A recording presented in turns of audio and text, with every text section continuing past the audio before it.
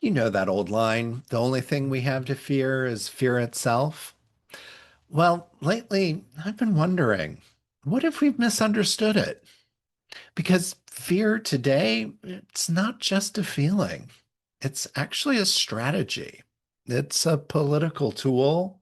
It's actually an algorithmic lever, and it's being used against us. It's shaping how we see each other and getting in the way of our ability to truly connect. Hi, everybody. I'm Rob Volpe. Thank you for joining me with this edition of A Reading Between the Lines. And we are going deep on fear and how empathy can help us overcome what scares us. Not too long ago, I was talking to a participant in the Navigating to a New Normal study. We were talking about healthcare and political issues, and she was playing back some of the talking points in conservative media, namely focused on immigrants and about how immigrants are taking jobs, how immigrants sign up for healthcare through the exchanges, how immigrants are responsible for more violent crime. And all of these are things that studies have proven to be false. But she was dug in. She was pretty embedded on that.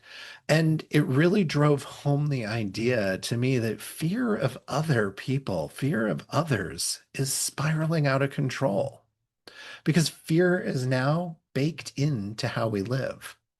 And this isn't because we're weak, but it's because we're wired to actually be afraid. And here's the thing fear, it's ancient. Deep in the recesses of your brain, we've got the amygdala. That's the threat detector. And that's always scanning the environment for danger. There's a neuroscientist by the name of Joseph Ledoux whose work shows that the amygdala fires before we consciously know what's happening. You might recognize that when your heart rate spikes, your breath shortens, your muscles might tense up, and then boom, all of a sudden you're in survival mode. You're not even aware that this has happened, but you're already suddenly in it. It's happened. And this made a lot of sense maybe 200,000 years ago when the threats were lions or storms or rival tribes. But today, the threats look more like our fellow human beings. They look a lot like us, as a matter of fact. But those humans are getting positioned as a rival tribe and threatening us when there really isn't necessarily a threat. So the fear is getting ginned up. And it's getting ginned up through headlines, through clickbait outrage posts, through deepfakes, just through misinformation, politically charged language, even facial expressions that we misinterpret on Zoom. All of these things, your brain can't tell the difference. And so it treats saber rattling by a politician exactly like a rustle in the grass. Except in this case, the snake in the grass isn't a rattler, it's a politician or a pundit. And they're eager to scare you so they can gain or retain power. So when you hear those words from the politician or the pundit and it's striking something deep inside, you think you're feeling fear. You're not imagining it. You're actually experiencing ancient wiring played out in the modern world, and they're taking advantage of you. And here's where this gets complicated because those leaders and politicians, they have known for centuries fear is powerful. Fear creates in groups, it creates out groups. Fear can create loyalty to a cause or to an individual. Fear also creates a sense of urgency. There was a study published in 2024 from the organization Frontiers in Political Science, and they found that fear plus anger are intentionally used by radical parties in order to mobilize their followers. And this isn't a new phenomenon. If you're a student of political history or you read any of the political history, you're going to find examples of this throughout and across parties. It's not a right or a left thing, it's just a thing. And technology has poured gasoline on it. The social media algorithms are optimized for engagement, and fear is extremely engaging. Platforms don't think in terms of connection. Even though they talk about, oh, we're connecting everybody, they actually think and are measured in terms of eyeballs, clicks, reactions, and shares. That's how they make their money. It's not through true connection in the sense of understanding and being drawn closer to other people. Instead, it's about how much you as an individual engages, and that is totally different. So, social media is feeding the fear and it rewards us with even more of those things that scare us. And it's doing that through outrage, it's doing that by othering. It's you're getting messages that these people are dangerous. They're coming for your way of life. You can't trust them. When you add in disinformation and hate speech, and that's been documented in a lot of different studies over the last few years, we've really created what I'd say is an industrial fear machine. And so the result of that industrial fear machine, we're more likely to see each other as threats, not our neighbors, not as coworkers, and definitely not as fellow humans. We just see each other as categories or tribes. It's us and them. And that fear is dividing, and it's being used exactly that way to divide us so that others can stay in power and have control over us. But here's the thing, fear does not have to run the show. Empathy, real empathy.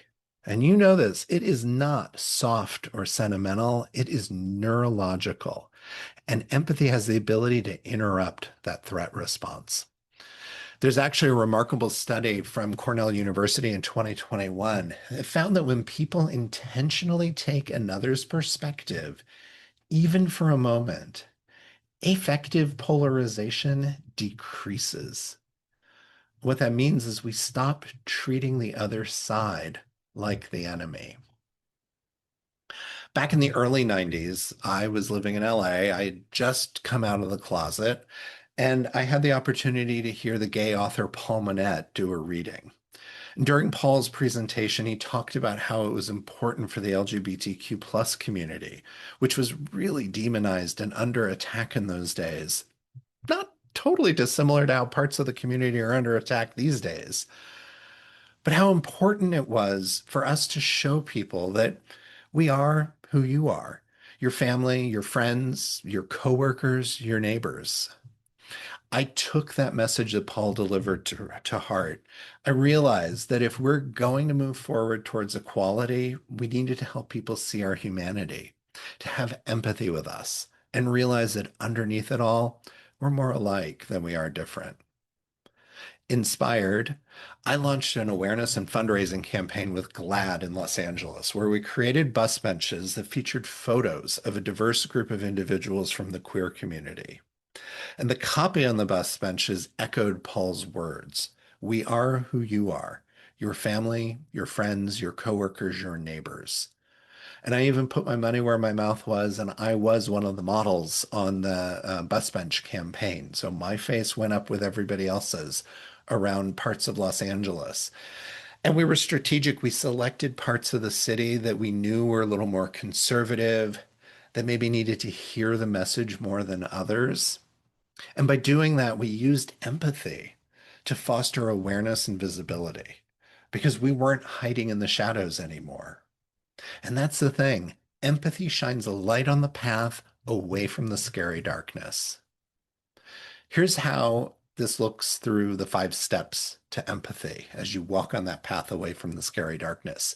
So, step one is dismantling judgment. It is so hard. The secret here is about awareness and curiosity. So, you want to catch the story that your brain is chanting, that they're wrong, they're dangerous, they're not like me. You want to stop that in its tracks. You want to see it, you want to name it, and then pause as soon as you're identifying it, going, wait a minute, where is that coming from? As you're in that pause, take that nice, big, deep, curious breath, that big inhale and exhale. And while your amygdala is wanting to fire, ooh, fear, fear, fear, the Deep, curious breath is actually calming your parasympathetic nervous system. So that fight or flight, that fear response is actually calming down. That helps you turn it around so that you can be open. Step two, ask good questions. It's so critical that we stay curious and have a curious mindset. Ask, like, what don't I know yet? And maybe even wonder, what might they be afraid of? Curiosity melts fear faster than ice cream on a hot summer day.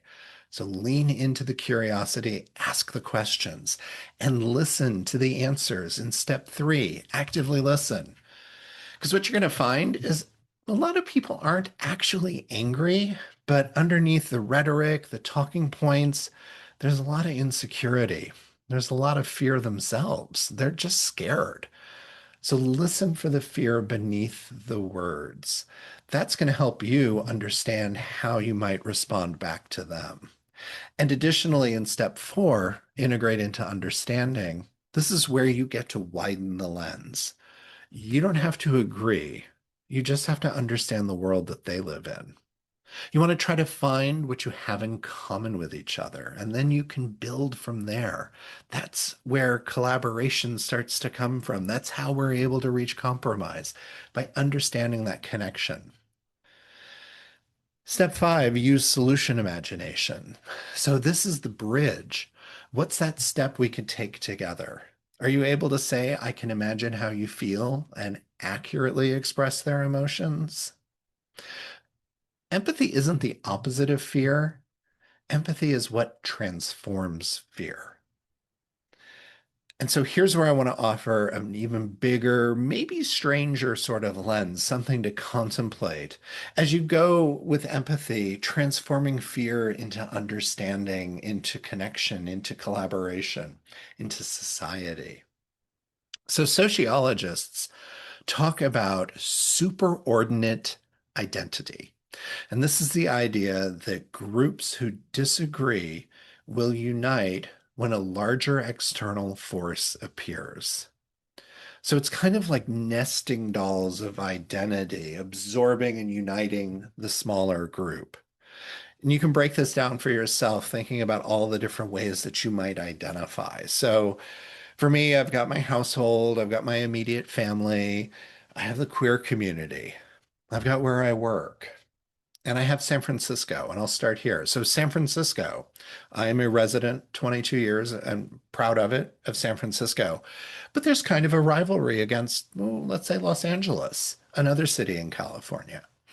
But Angelinos and us San Franciscans are together as residents of California.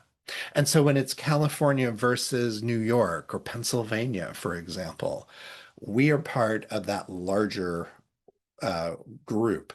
The larger force of state against state suddenly shows up. California versus Texas, maybe, I don't know.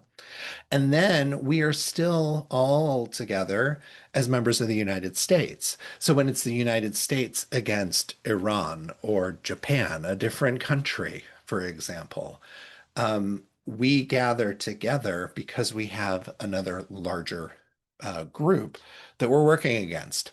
And the same thing is true for race and ethnicity, for all the demographics, for gender, generations. And so I want you to imagine this. Tomorrow morning, we learn that intelligent, non-human life exists. What happens? I think we're going to see that every political divide, every cultural fracture, every current us versus them story, all of it reorders. We suddenly remember that we're all human together. And I'm not saying that alien disclosure is coming tomorrow or the next day. Maybe it is, I don't know. But this thought experiment is useful. If something bigger than us could unite us, why can't we practice that kind of unity now? Why should we wait? Fear's not going away. It's too old, too baked into our biology, too easy for politicians and algorithms to exploit. But fear doesn't have to tell the story. We can choose curiosity. We can choose listening. We can choose empathy. And we can choose to remember without needing a visit from extraterrestrial or interdimensional beings that we're all part of the same fragile, extraordinary, and wonderful species living on this beautiful planet. We just need to find that small dose of courage to embrace that and to embrace empathy. So, if this resonated with you, here's a challenge for the week. Find one person who sees the world differently and ask one question meant to understand, not to dominate, not to win. And then I'd love for you to come back and tell me how it went in the comments. And if you want more conversations like this, please hit like, hit subscribe, and share this with somebody who might need it today. That's it for this edition of Reading Between the Lines. Thank you so much for joining me. I'm Rob Volpe. Until next time, have a great day